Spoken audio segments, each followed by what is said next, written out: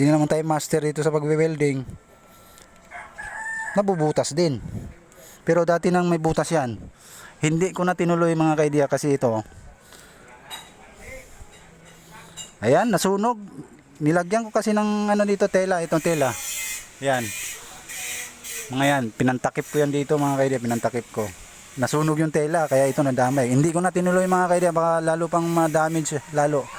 Imbis na ma-repair natin, lalo pang ma-damage, kaya hindi ko na tinuloy.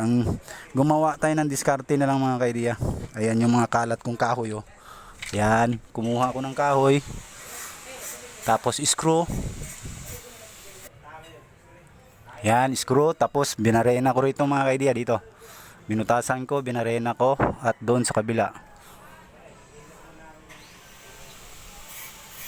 Doon, binarena ko. Tapos, in-screw ko. Kasi may kahoy na, hindi nagagalaw yung